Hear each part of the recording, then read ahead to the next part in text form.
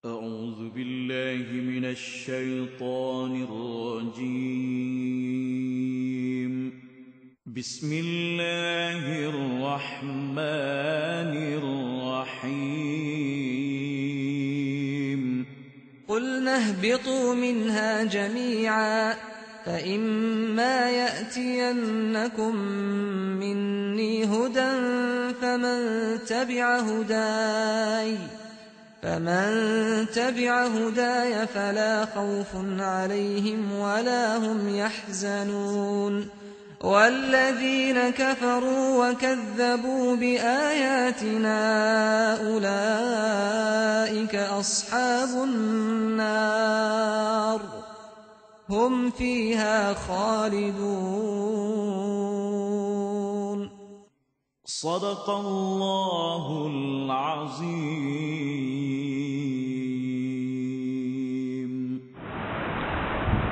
Qulna ihbitu minha jami'a. Kami berfirman lagi, turunlah kamu semuanya dari syurga itu.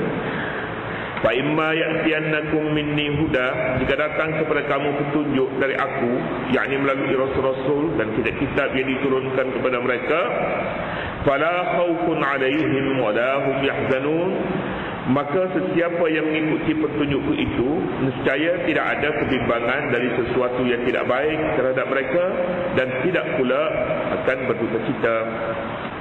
Adam alaihi salatu wassalam telah selesai peringkat pra persekolahannya di dalam syurga. Dia sudah cukup berkeupayaan, sudah mampu untuk berpindah daripada syurga tempat kediaman pertamanya. Adam telah melakukan suatu kesilapan apabila mendekati pokok yang dilarang. Kemudian dia telah mengaku kesilapannya. Sama ada Allah Subhanahu wa taala terima taubatnya ataupun tidak terima taubatnya, Adam memang sejak awal lagi dijadi oleh Allah untuk ditempatkan di dalam bumi. Taubatnya sudah diterima, tidak cukup sebagai alasan untuk kekal terus dalam syurga. Tidak. Taubat diterima Allah Subhanahu wa taala, fataba alaih, diampuni oleh Allah, tetapi ia akan dikeluarkan juga daripada syurga. Mengapa? Kerana memang sejak awal lagi dia dijadi oleh Allah untuk hidup di dunia dan sebagai warga bumi.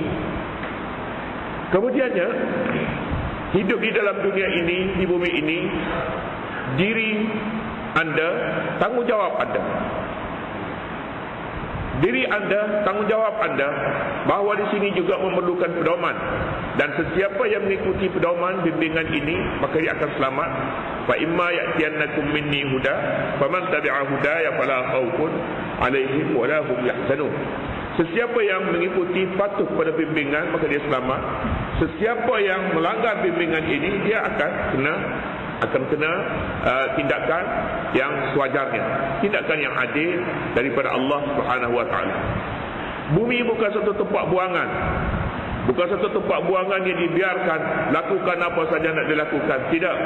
Bumi bagi Adam dan zuriatnya nanti adalah sebagai khalifatullah, pengganti Allah, yakni tugasnya untuk menyempurnakan kehendak-kehendak Allah di bumi ini.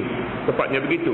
Justru itu Adam dan zuriatnya nanti bertanggungjawab sepenuhnya dengan kehidupan mereka untuk sementara waktu, ilahi, untuk sementara waktu, yakni sementara mati. Itu yang akan dibicarakan di dalam ayat ini. Firman-Nya, "Qul nahbitu minha jami'a." Kami berfirman, ihbitu. Ihbitu ini maknanya turun. Turunlah kamu. Ihbitu, berhamburlah kamu. Berhambur, bahasa yang keras. Turun. Minha, daripada surga itu, jami'a, semua sekali.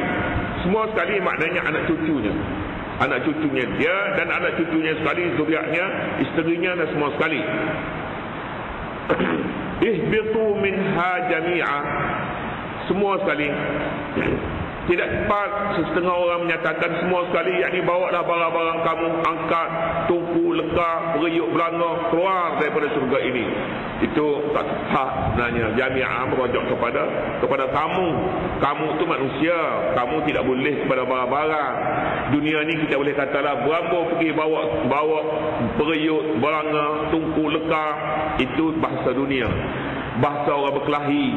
Bahasa berkelahi. Ini tidak sampai begitu. Turunlah kamu daripada surga ini, kamu yakni Adam dan Hawa. Hawa itu yang ada. Kamu cukup untuk dikatakan kamu bagi manusia dua orang ini, termasuk zuriatnya yang akan datang. Pada kalinya begitu akan datang. Ataupun dah ada anak dah pun tak tahu kita. Quran tidak menafikan tak ada anak lagi waktu dalam surga, karena tidak menafikan, dan ada pun tidak sebutkan. Kita pun tidak tahu. Tapi dhamir di sini ihbitu kamu dalam bahasa Arab kurang-kurangnya 3.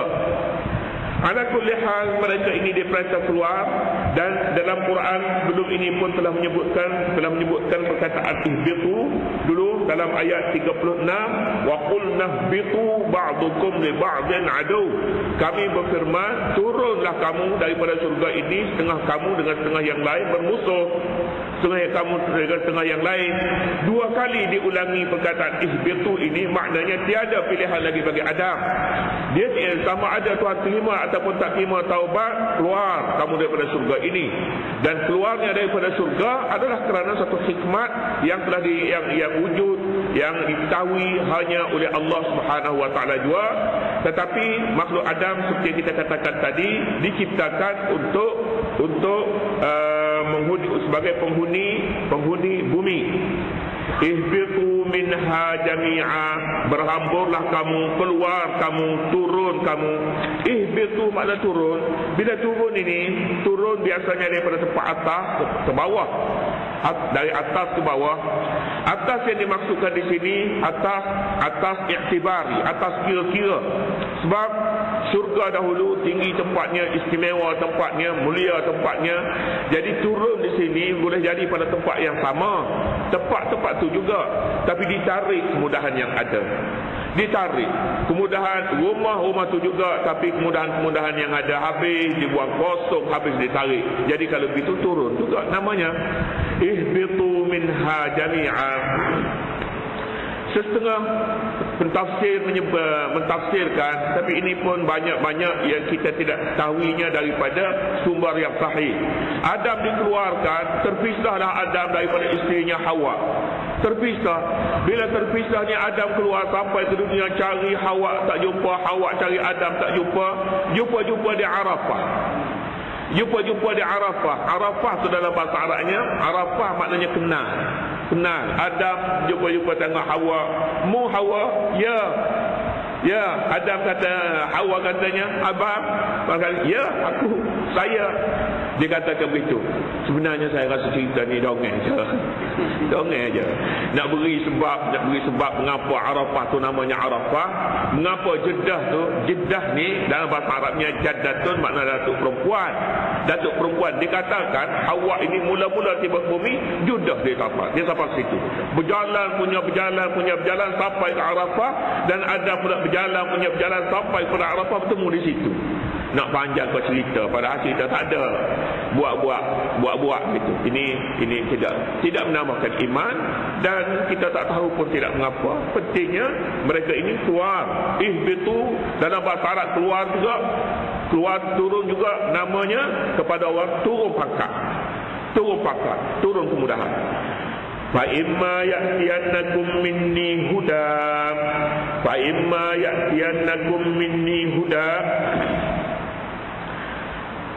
Apabila turun ke bumi, Adam dan zuriatnya diberi kebebasan, sama ada untuk beriman ataupun untuk tidak beriman. Pilihan mereka maknanya kita katakan tadi, diri kita, tanggungjawab kita. Hidup di dunia bebas untuk menjadi seorang mukmin, dilorong Allah baginya. Untuk menjadi seorang kafir, wal'ayazubillah, juga keputusannya sendiri. Adam AS berhadapan dengan masalah ini.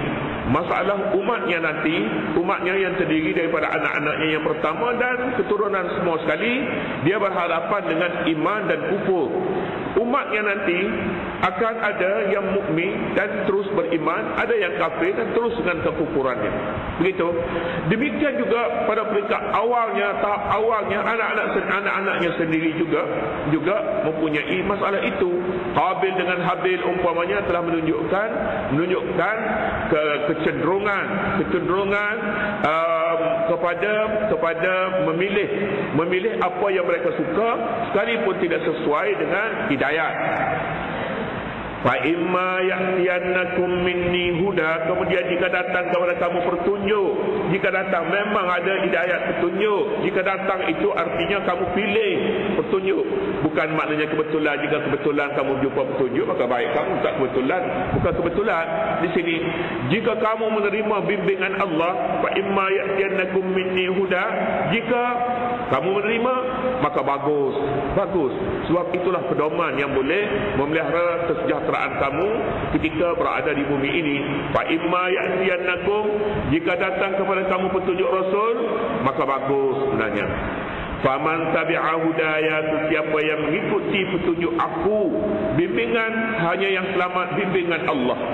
Bimbingan Allah, tempat yang paling selamat sekali, tempat manusia beribadat. Tempat manusia beribadat. Oleh kerana itu hidayat adalah bimbingan Allah Subhanahu wa taala.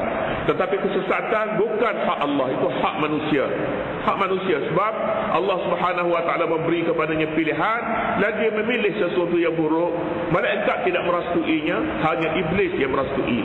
Kalau begitu maka sesiapa yang mengikuti petunjuk aku, hudaya petunjuk aku, nescaya fala khaufun alaihim wala hum yahzanun, nescaya tidak ada kebimbangan dari sesuatu yang tidak baik terhadap mereka dan mereka pula tidak akan bertukar cita. Satu khaufun, satu huznun. Yahzanun makna berduka cita. Tidak ada kebimbangan, tidak ada duka cita. Apa beza di antara bimbang dan duka cita? Bimbang masa depan. Pada masa depan, sesiapa yang menerima hidayat maka masa depan mereka cemerlang. Apa yang mereka tunggu ialah kemenangan, sebab mereka berjalan mengikut pedoman. Al-huznu yahzanun, mereka tidak akan bimbang, tidak akan berduka cita, yakni berduka cita atas sesuatu yang silam. Sesuatu yang telah berlalu dulu tidak sepatutnya berlaku begitu. Jangan duka cita, jangan berduka cita. Ikutilah hidayat Allah, pedoman bimbingan Allah, maka pedoman ini menjaminkan kesejahteraan mereka. Allah Subhanahu wa taala dia menerima taubat orang yang bersalah. Oleh kerana itu jika sedikit sebanyak berlaku kesalahan, maka anggaplah kesalahan itu boleh disucikan dengan taubat, sebagaimana Nabi Adam AS menyucikan dirinya dengan taubat, maka Allah terima taubatnya. Fataba alaihi. Walladzina kafaru wa kazzabu biayatina, sebaliknya pula orang kafir yang mendustakan ayat-ayat keterangan kami, yakni orang yang kedua bagi siapa? Orang yang melanggar bimbingan, menolak pedoman Allah Subhanahu wa taala, namanya orang kafir. Kafir artinya orang tutup kekufurannya sehingga iman tidak boleh masuk. Bersihkan diri, bersihkan hati, buka hati, masukkan iman, hati jadi bersih. Jadi kafir maknanya penutup, isim fa'il. Kafir orang yang menutup, yakni tutup hatinya daripada dimasuki iman, maknanya tidak beriman. Dan orang yang mendustakan ayat-ayat keterangan kami, sama ada ayat-ayat keterangan Al-Quran, itu pun ayat ataupun ayat-ayat kami, ayat-ayat yang dilihat, disaksikan dengan mata kepala bahawa inilah dia kekuasaan kebesaran Allah Subhanahu wa taala. Jika mereka dustai, tidak dijadikannya sebagai jalan untuk mengenali Allah, ulaika ashabun nar, mereka itu sebenarnya penghuni neraka, hum fiha khalidun, mereka kekal di dalamnya. Orang kafir kekal di dalam neraka. Iblis kafir, wa kana minal kafirin, kekal di dalam neraka. Tidak boleh kita setuju dengan pendapat orang mengatakan iblis paling tinggi sekali tahap tauhid dia, sebab dia tak setuju kepada Adam. Quran kata wa kana minal kafirin, dia orang kafir. Bila orang kafir, ayat dia menyatakan ashabun nari hum fiha khalidun, mereka kekal di dalam neraka. Demikianlah keterangan akhir tentang Nabi Adam AS. Kemudian ayat 40 nanti pula bercakap tentang Bani Israel yang banyak pengajaran boleh diambil daripadanya. Allah Subhanahu Wa Taala.